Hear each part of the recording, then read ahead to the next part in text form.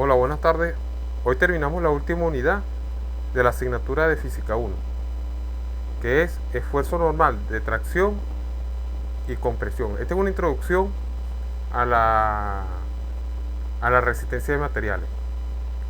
Esta unidad va a tener varias presentaciones, que es la definición de esfuerzo normal, tracción y compresión, la definición de deformación y luego veremos la curva tensión deformación para terminar la unidad.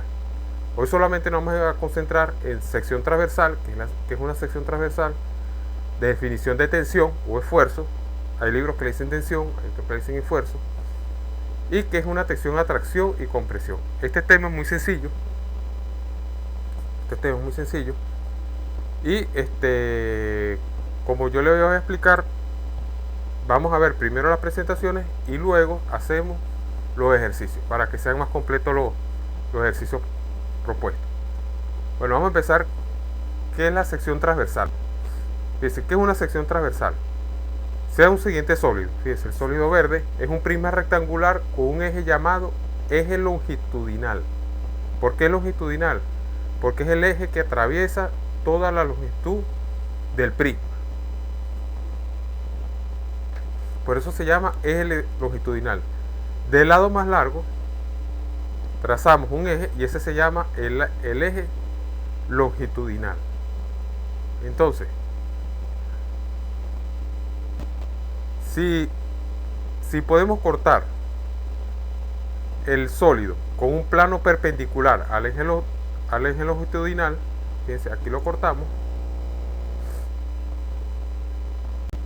aquí cortamos, quitamos el otro pedazo, se va a generar una superficie perpendicular al eje longitudinal llamada sección transversal.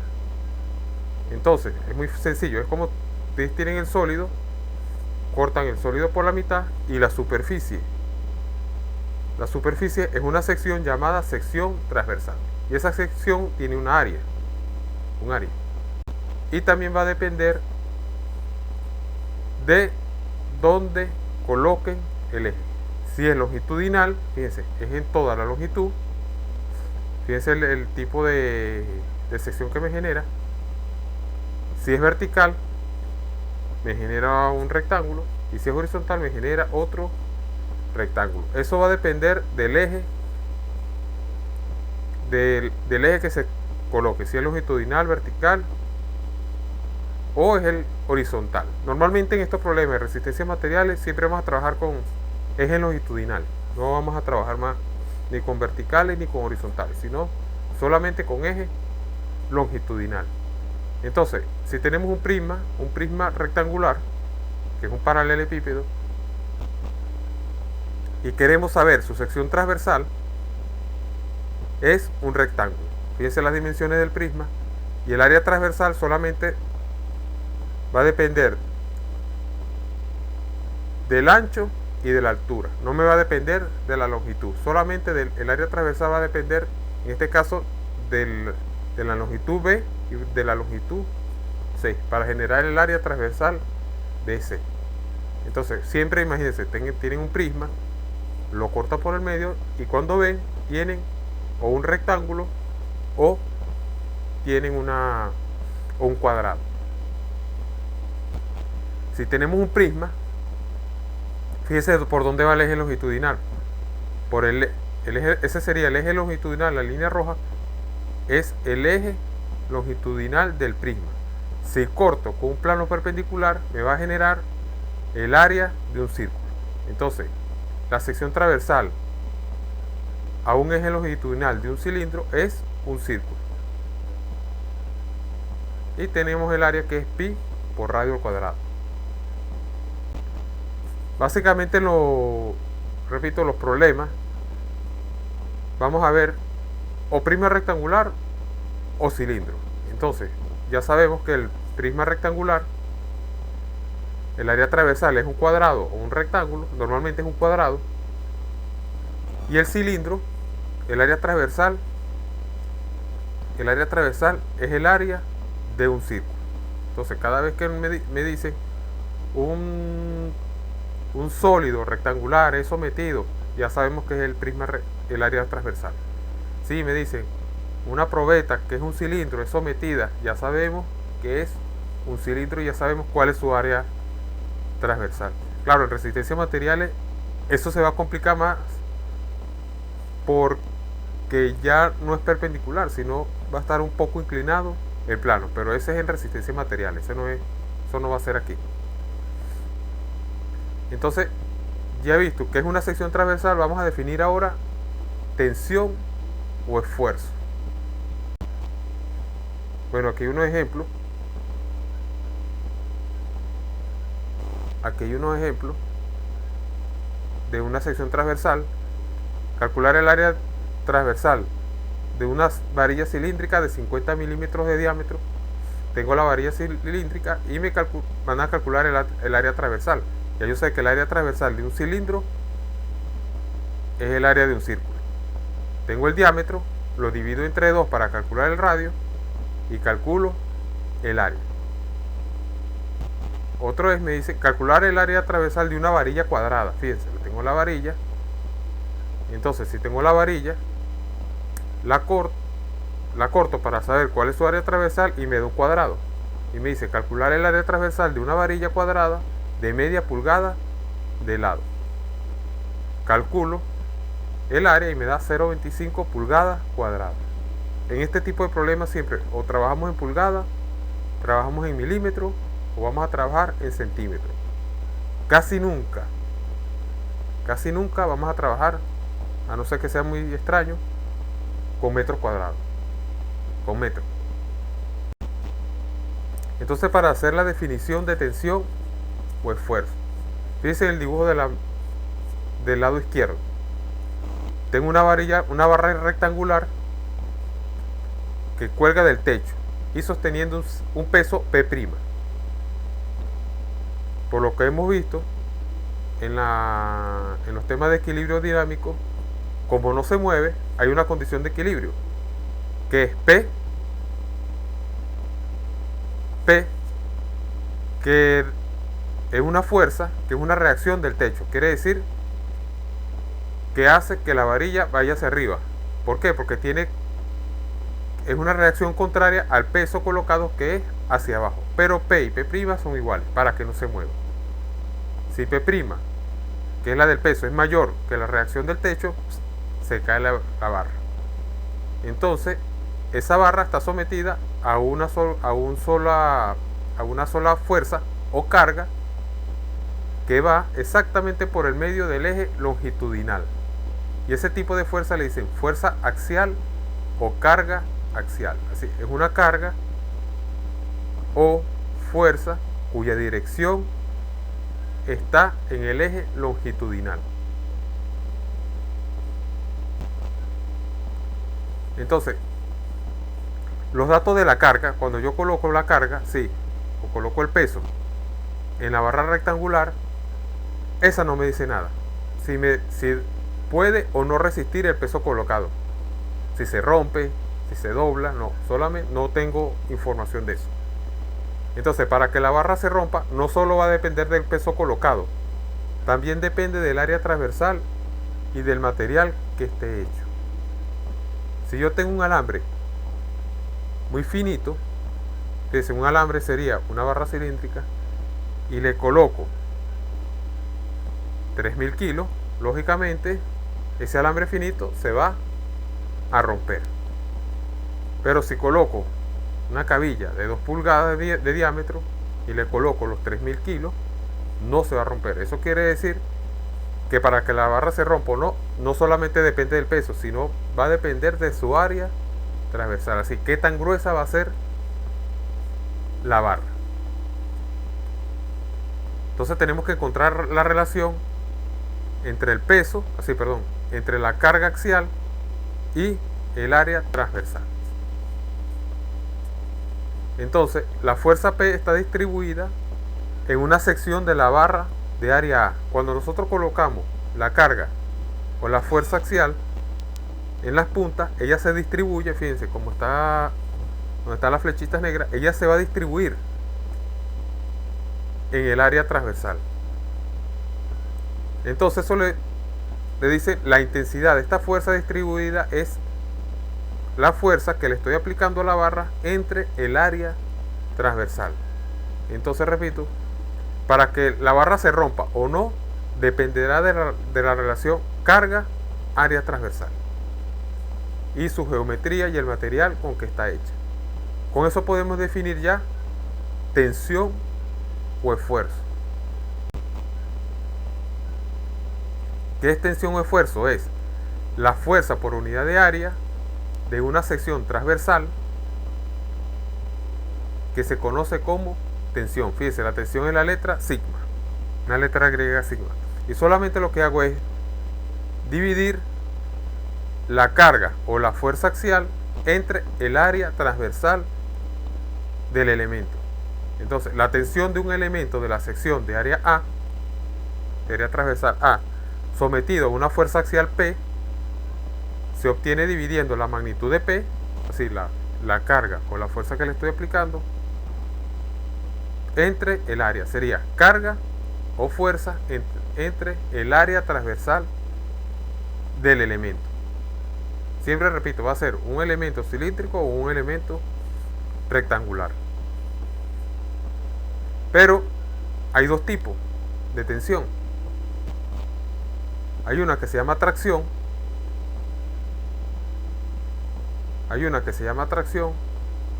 Que es positiva. Así, fíjense, la carga de arriba va a ser positiva. Indicará una tensión o esfuerzo a tracción.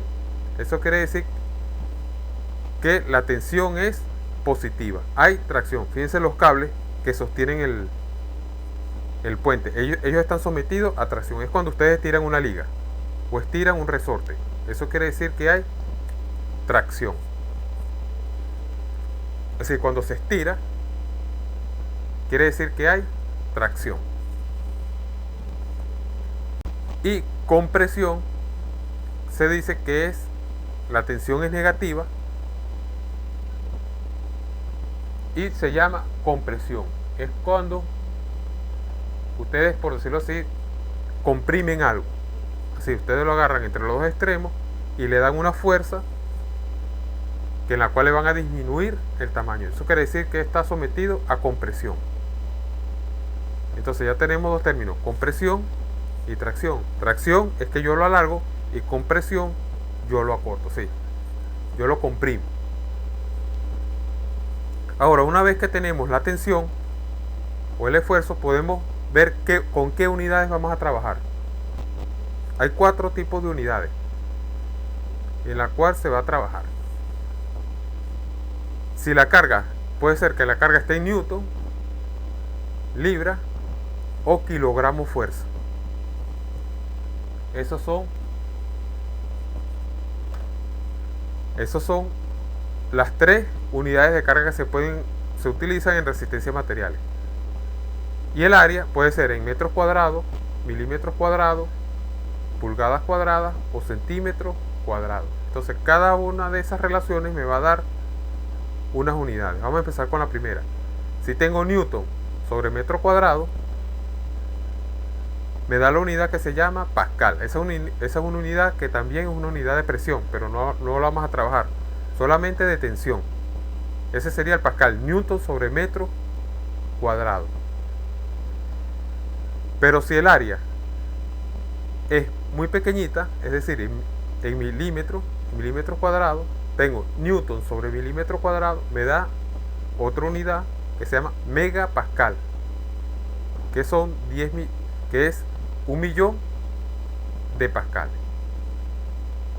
Entonces, para no estar trabajando con 100 millones, 200 millones, 300 millones de pascales, trabajamos siempre con megapascales. Y también los elementos rectangulares o cilíndricos, las unidades vienen en milímetros o centímetros. Si utilizamos el sistema inglés, la carga o la fuerza vienen en libras y el área en pulgadas cuadradas. Entonces la unidad de tensión o esfuerzo sería el PSI, que es libra pulgadas cuadradas, que sería pound square inch, sería libras pulgadas cuadradas. si utilizamos la unidad de carga o de fuerza, que es el kilogramo fuerza, esa es una unidad antes del sistema internacional que se llamaba la unidad MKS, y el área es en centímetro cuadrado, el área es, perdón, la tensión es kilogramos sobre centímetro cuadrado.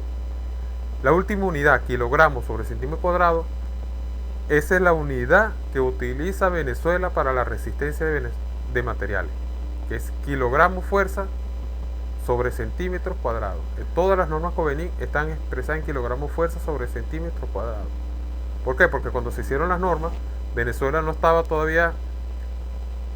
había aceptado todavía el sistema internacional de unidades, solamente trabajaba con el sistema MKS, que es metro, kilogramo, segundo.